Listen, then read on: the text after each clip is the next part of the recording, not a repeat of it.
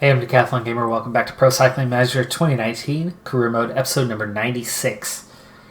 We are at our first ever appearance for the Tour de France, stage number 1. It opens with cross between prologue time trial. It's 14.1 kilometers in length, and Mats Peterson, one of the better prologuers that I have, and a pretty good time trialist, has a +3 race day condition that's giving him a 79.84, which is pushing his average to about an 82. He could really put in a very competitive time today. My first rider out was Dylan Van Barl, who is in 6th place right now, 20 seconds behind, but I have a feeling we could be on top. First checkpoint, he was exactly level on time. Second checkpoint, into the lead. And as we approach the finish line, he's got just that hint of energy left. Attacks the finish line and does take the lead by 12 seconds at 16:20. The sponsor objective for this race is to win a stage.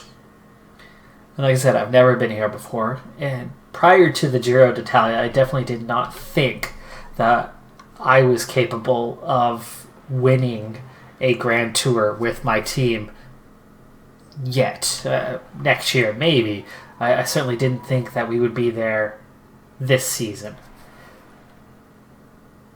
But after claiming the Giro d'Italia victory, then you start to go, okay, well, if we had the perfect storm like we did for the Giro, if everything was right and we focused entirely on GC, all 7 support riders focused on supporting GC, then yeah, maybe. Not only could we maybe get a stage win in there somehow, some way, but we could compete podium at least.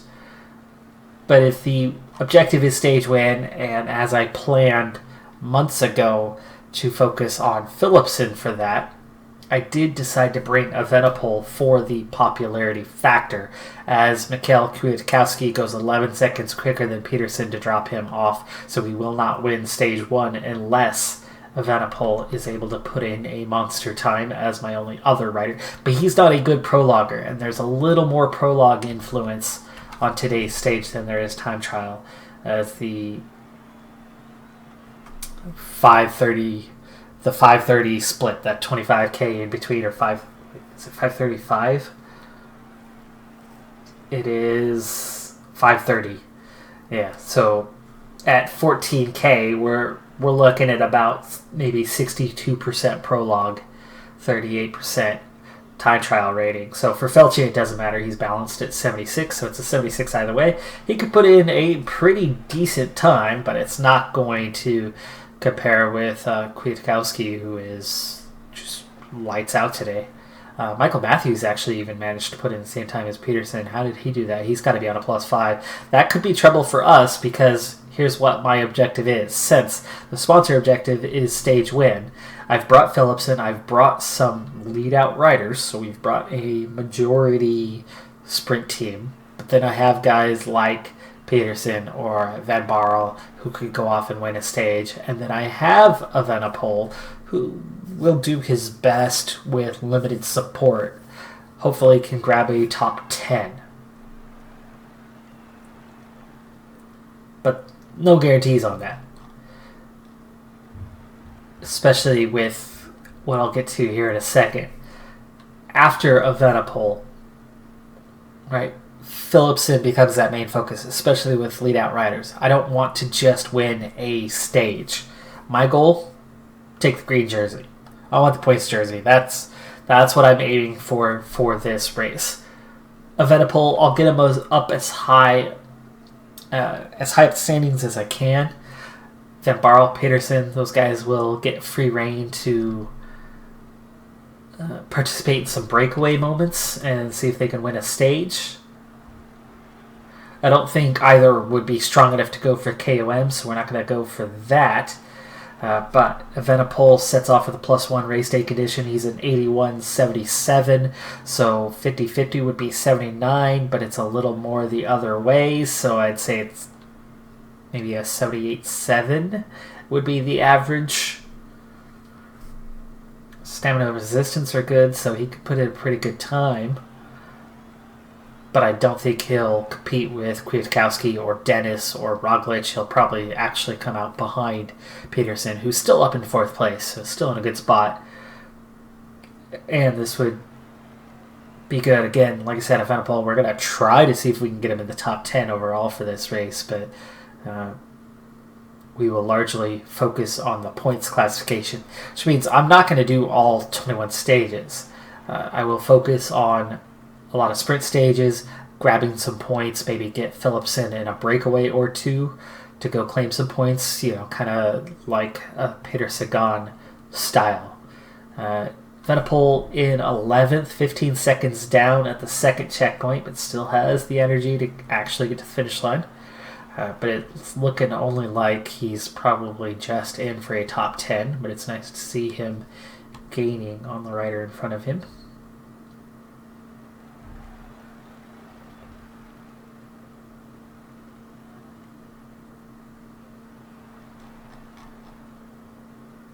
Seventh, 16 seconds behind, right where I predicted, just behind his teammate, Mads Pedersen.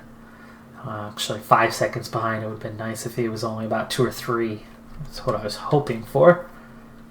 But positionally, right where I expected. Okay, Daniel ready to set off. Nice +4 for him. Gives him a 78 on his prologue. And a 73 time trial. That's what form can really, really do for you. And I think Kwiatkowski... Dennis obviously is just a great time trialist. Kwiatkowski is a really good time trialist. I mean, he's a Evenepoel level, but he's probably on form. Roglic is not that good, so maybe Roglic is really in form for this race. Kwiatkowski might be heavily in form. Michael Matthews looks like he's really, really up for us if he's that high up the standings. Kelderman's pretty high. Kruijswijk's pretty high. Those two are not the greatest time trialists, so I think they might be focused on this race. Objective and or fitness peaks for those guys. The Matthews one is worrying because it could end up being he's the guy we're up head-to-head with then for the points classification if he's coming out that strong. He's probably on a +5 to be able to put in that kind of time. Daniel 21st, 35 seconds behind. We're down to Miguel Bryan and then our team leader for this race, Jasper Philipsen.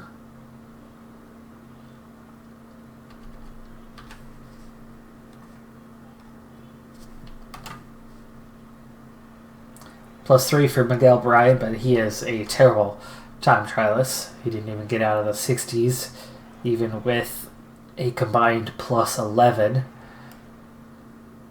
to those two main attributes for the day. So no stage win on the first stage, but like I said, we should easily get at least one stage win in this race. We are certainly capable in the sprints, and there's going to be enough opportunities where we won't win them all, but we're likely to win at some point. Bit early on the decrease of energy. In fact, 1.5 minutes behind. That's our worst time, but not worry about it. Like I said, he's a horrendous time trialist.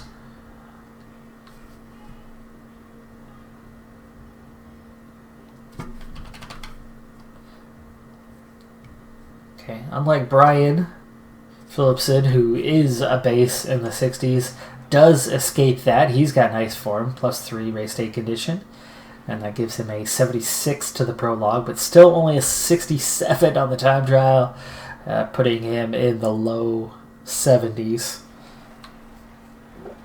on the average between the two. So he loses a half a minute at the first checkpoint.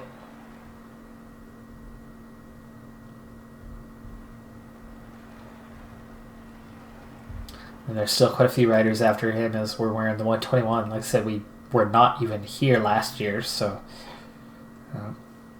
makes sense that our number is on the lower end.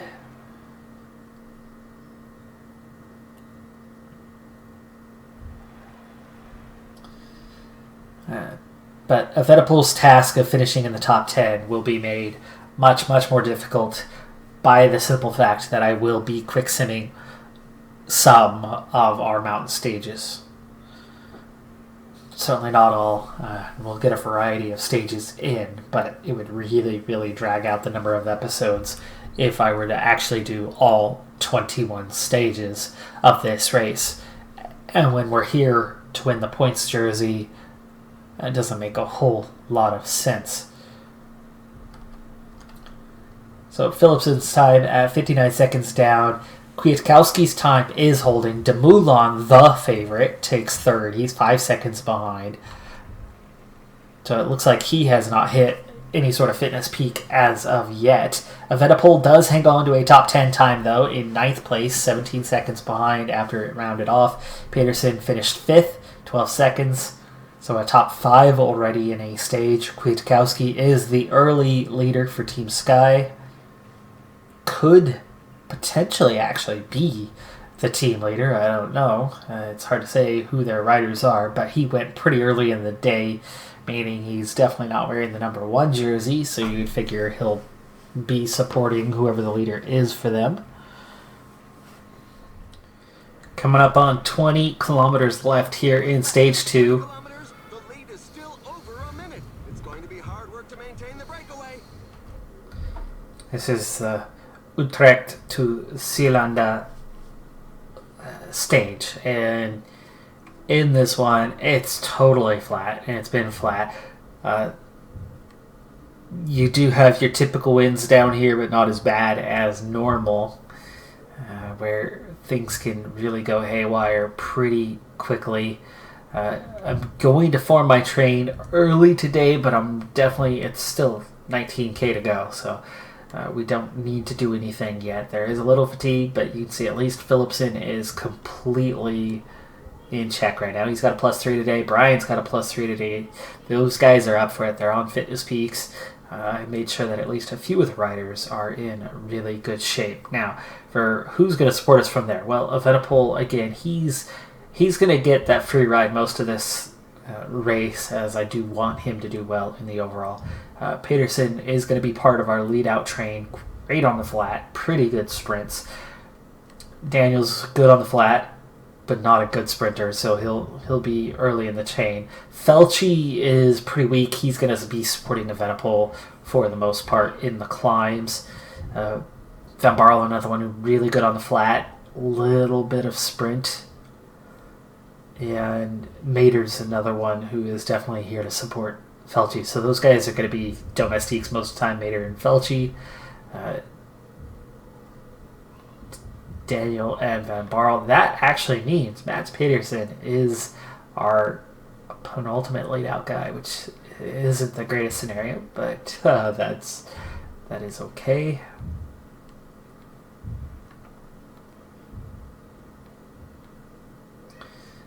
And as for Felci and Mater, they'll come down to kind of what order these guys are in.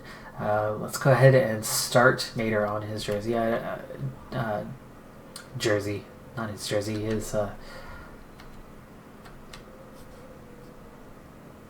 energy gel. Why did that word escape my mind? Okay, we're starting to get a bit of acceleration in the field, so we need to find some open space here and bring it on up. We are down under 16k now. And most of the team is still caught up here. They really are moving. The pack can't get strong. Van Barle, can we bring the team over here a ways, please?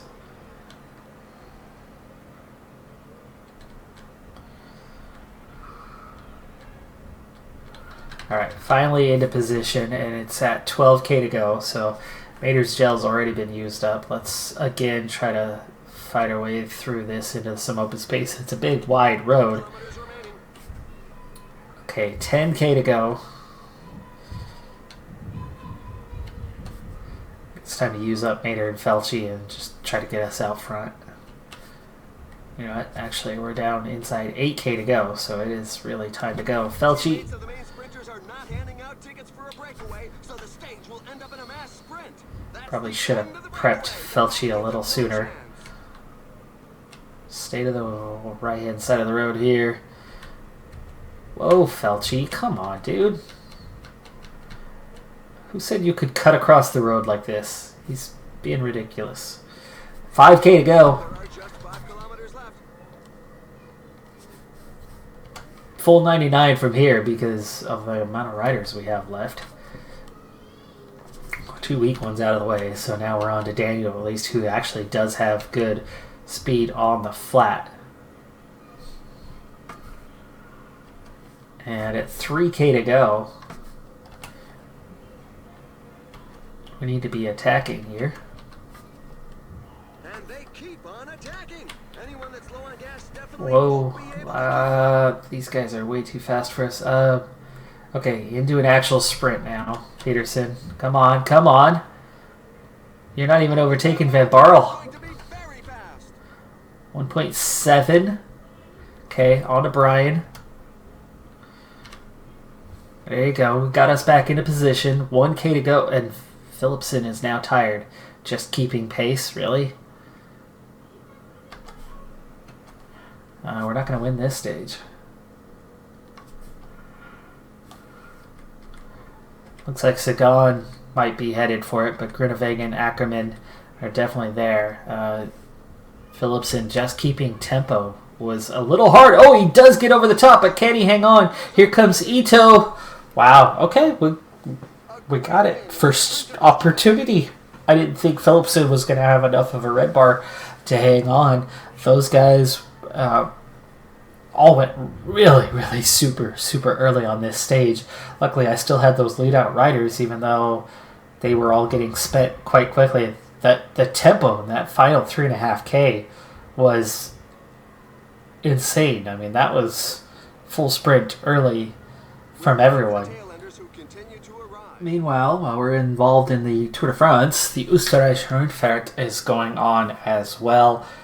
I will quick sim the entirety of the race as it's not an objective for us in any way, but stage 2, Brandon McNulty has claimed a stage victory, and it was also enough with the time bonus to move him into the overall race lead after 2 stages. So there's that. That's nice. I think that both Evenepoel and Phillipson have leveled up. I believe they were both at a 76 last I checked. Van Barl was the team leader at 77. I had 3 guys at a 76. I think. I wish that Pro Cyclist mode, it's quite clear, it's quite obvious when you level up. It's not at all obvious in career mode. I mean, it is entirely possible that you'll never, ever notice. Of course, you could technically check through this. You could actually see development, but you have to go into it. There's no indication. I think it would actually be really nice if PCM20, which by the way is available on Steam now, pre-order, or at least to wish list, and might be coming out. Reportedly, it's coming out for, is it June 9? It's my wife's birthday. That could be why that number's stuck in my head, but right around that first week of June, might be June 4th.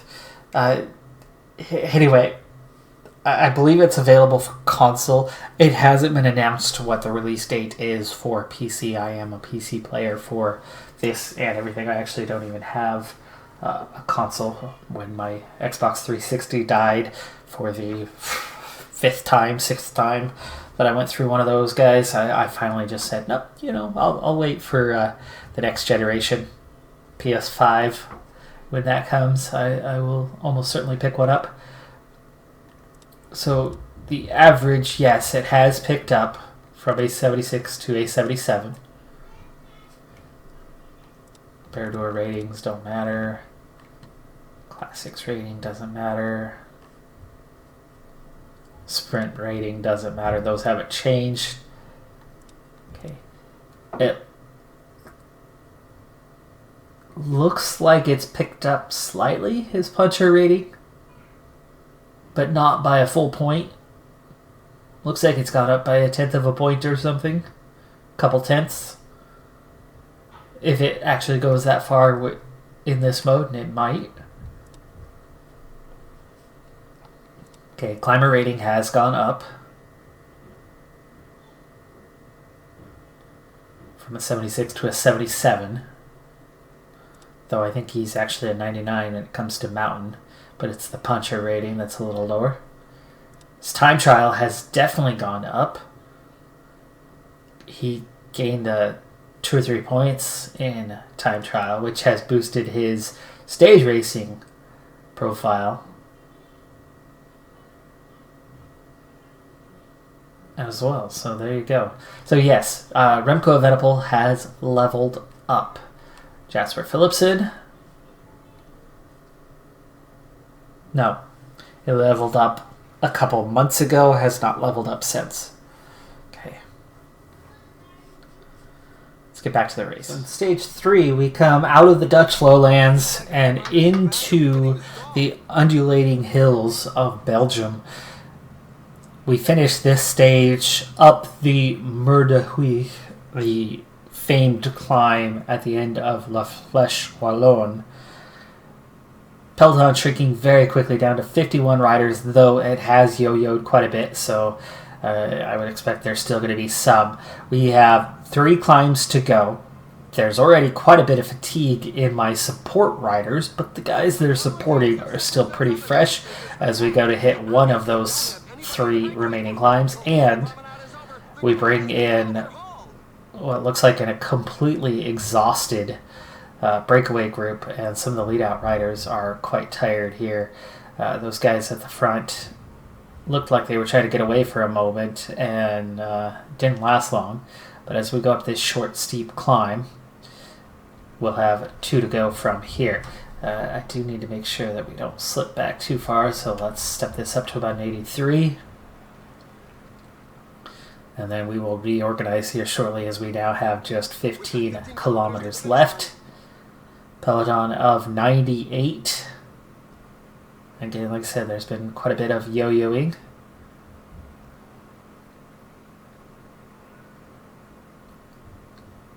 Now apparently 83. This will be the last of the undulation for a little bit. Well, little downhill anyway. Last of the uphill side of undulation for a little bit. 11k to go. We've got 1 punchy climb prior to the Mur de Huy. And 1.3k, 8% gradient. Fairly level throughout it. I'm going to already be formed up prior to that, which I need to do now. 9k to go. Go ahead and get everyone set. Brian is done and already drifting back. Everybody else is still here, so we'll take everyone except Miguel Bryan and form up. Mater, Felchi, Daniel, those 3 are all just about done. They've been supporting other riders for the day, but those 4 that they've been supporting are all in really good shape. Now, my focus, of course, for the overall race is points for Philipsen. Philipsen would be really hard-pressed to win today. Of course, he has the sprint capability, but going up the Mur de Huy, he's probably not going to have the hill punchiness available to keep that kind of pace. Just a 72 today in that front. But what I'm going to do is I'm going to have him follow Evenepoel, who I'm protecting for the overall, and should be able to actually put up a really good time, and Mads Pedersen, who I will actually try to attack with, who has the punchiness and a bit of sprint capability. So both of those guys are going to try to follow Pedersen towards the line as best they can and finish as high up the order as they can. And Evenepoel could potentially break away from Pedersen late on that. So Van Barle is going to be the main lead out, who's got a good amount of mountain and punchiness, a little bit of sprint capability. He's going to lead us up the base of the climb. He'll attack at the bottom, maybe the last 100, 150, 200 meters before we go up. and then through the base. Protection then is going to come from, it looks like Felchi is going to be the freshest and should help us get over the penultimate climb. And then Mater as that backup, maybe just a little bit left. And Daniel hopefully can get us to that climb, which is, how long was it? 1.3K, and we're 3.4. So the next 2 kilometers, Daniel needs to lead us out. And that means, Mater, you're going to use your gel now as well. Let's see, 89, I think. Where is Daniel? Daniel's a little bit behind his teammates, so he needs to come up pretty quickly here so they don't drop back too far. Oh, come on, Daniel. Come on. Get through. Get through. There you go. All right. Nicely coming towards the front as we're about to hit the climb. So now, Daniel, that's your task. So your task was to get here. The riders are in a portion above 10%.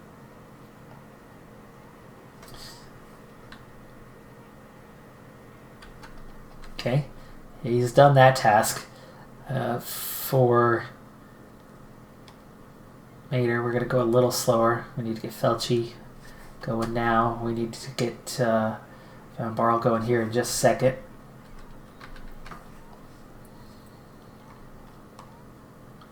Okay, Felchi, a little slower. I'm not trying to break away here or anything. I'm just trying to make sure we're out front. With our 4 riders ready to go. So Felchi should be able to get us down the descent at least. Okay, use those gels. We have Damiano Caruso looking to try to break away from here.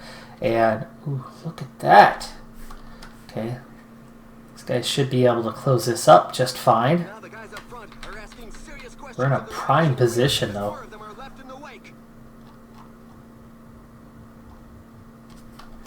Felchi at 92. Again, I want Van Barl to be leading us up the climb, so I didn't want him to be totally exhausted.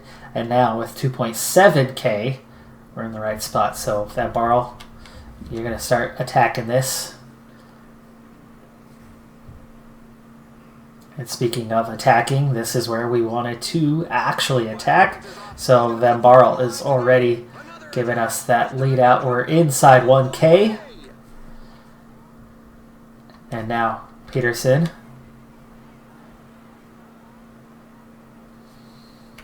Okay, 700 meters. So now it's time to sprint, Peterson. Oh, come on, these guys are bursting past us. Come on, Peterson. There you go. Evenepoel, we're coming up over the height of the climb. So Evenepoel just coming out from his wing.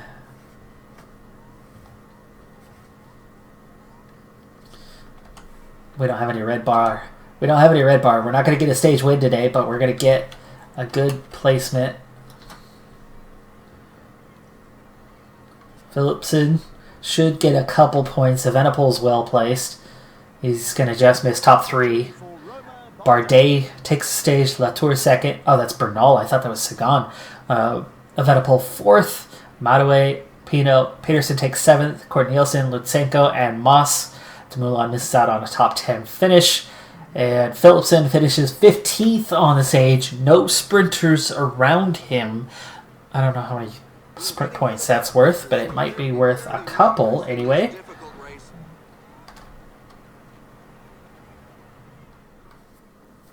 So after 3 stages, Evenepoel with a good finish. No time bonus, though, in 4th. Peterson up there. Philipsen was up there. And there's time gaps after toll hooks. So from 18th on back, 30 seconds to the next group, 37 after that. So minute 15, a number of GC riders might have lost a little bit of time today. So current standings, Dumoulin leads with his strong first stage, but Peterson is in second. Of course, not really riding for the overall. He's not going to be that strong of a climber. But Evenepoel, who is currently third place at 11 seconds behind, with Alexei Lutsenko tied on time. And then it opens to 22 seconds to Bardet, Fulsang, Bernal, all up there, Kwiatkowski up there. So, a number of contenders are still around, but there definitely was some time losses. Now, on the stage, points-wise, Vettel, Peterson, of course, but did we get 80 points? Philipsen, 2 points. It's not much, but it did pay off. We got him a couple of points for the points competition. So Ito is 5 points behind. Where did he get points? Ito got 8 points because he finished 17th on the stage. Ito can climb? No. He just did the same thing we did. Or was he in the breakaway? Well, no, he still wouldn't have had the points then. That's stage finish. He finished 17th.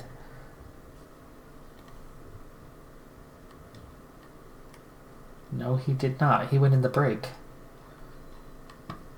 Okay, so Ito went in the break. So we could tell that Ito is going to be after the points classification, so we'll have to watch out for him. Sagan, of course, is going to be a real threat in that category. Ackerman was a ways behind. Laporte, Grunewagen, Demar could contest, but if they're back early on, it looks like Ito is definitely up for it, though. He closed us down a little bit.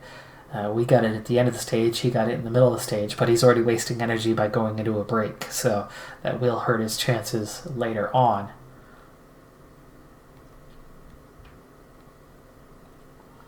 We already lead the under 25 category, but Egan Bernal will be tough to beat. Kamna's already lost almost 2 minutes, so that's good for us. Mattaway could be a threat. Lambrecht could be a threat if he's team leader.